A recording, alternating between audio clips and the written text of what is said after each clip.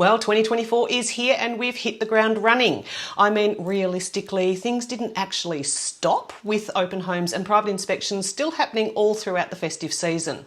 But I've got to say, a few slower starts to the mornings were certainly appreciated by myself. So what is ahead this year? Market-wise, we can expect pretty much the same conditions as we left behind us in 2023, with all indications showing that interest rates won't unfortunately be making a downward move anytime soon. And we're also holding our breath a bit of a holding pattern until we see what the numbers are around how many new properties come onto the market for sale in January. That said, there was a definite pickup in the number of people out and about inspecting properties on the very last weekend of the year, which is always a really positive sign.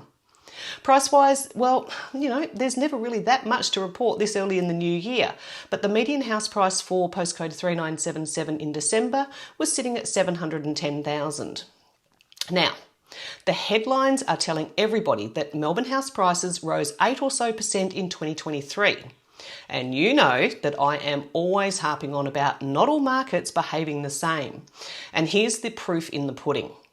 For postcode 3977, in 2023, we were 13.6% down in the total number of houses sold when we compare that back to 2022. And the median house price, now it's down just a smidge. And a smidge, more accurately, is 1.38%, which for all intents and purposes, I honestly would consider that to be neutral.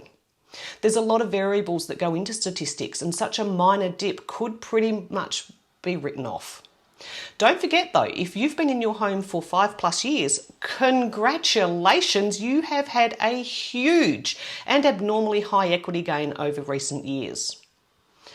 So why is it that we are not up by 8%?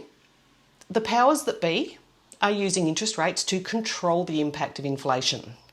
Generally speaking, the majority of our buyers are reliant upon a loan for their purchase. It all makes perfect logical sense that when interest rates were so unnaturally low that we saw an absolute boom in price growth. People had access to larger amounts of money, and this brought so many people into the market for the very first time. Unfortunately, on the flip side, the opposite happens when the rates go up, and the serviceability requirements for loans now is seeing the approval amounts being cut substantially, with some people not even able to qualify for the finance to buy what they would want to buy. So is it all doom and gloom? Definitely not. If you are buying into the market for the first time, now is the ultimate opportunity to get into the market before the prices hike again. And they will when the first interest rate cut is announced. If you are looking to trade your house in for a different one, well, granted, you may not and probably won't get a record price for your existing home, but you also won't be paying an inflated price for the next one, which usually brings things out pretty equal in the long run. And house values always end up higher than when you bought it, typically doubling in value over a 10-year period. All in all, we are heading into 2024 with stable conditions with just a touch of the unknown. Happy New Year to you and yours.